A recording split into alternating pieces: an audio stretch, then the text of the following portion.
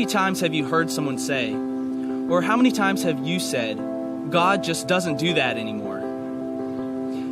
We say that God doesn't heal people anymore because we have modern science, or that God doesn't fill people with His Spirit because that was for the early church, or that God doesn't speak to people anymore because we have the Bible to read. We have spent so much time thinking up things that God won't do, and yet we wonder why we see no power at work in the church. But the power is not going to be there if God is not there. And why do we expect Him to show up if we, created beings, are telling Him what He can and cannot do? Do you know why we limit God? Because we want to limit the effect that He can have on our lives. We want to give Him our hearts, but we don't want to lose our time, energy, money, and ultimately our lives for His name's sake. We want enough of God to make us comfortable, but not enough to make us usable in His kingdom. Salvation is the first step, but we have a generation of church-going saints who are wondering, is this all there is? And feeling like they were made for more. Because we have made salvation the end goal when it was never meant to be that.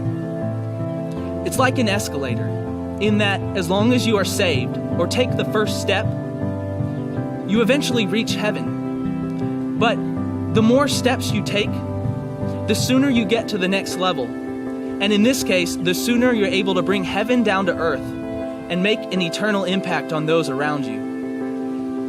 I'm talking about walking so close to God that when you touch someone, it's like God has touched them.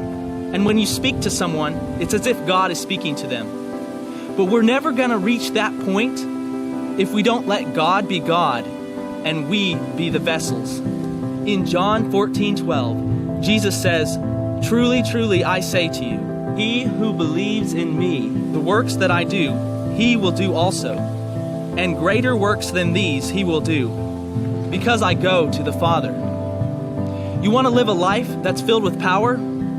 Ask God to fill you with His Holy Spirit and seek Him with your whole heart, because there's not going to be any power apart from Him.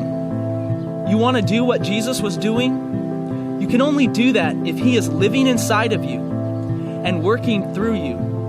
And He sent His Holy Spirit to fulfill that role in us, to fill us with power.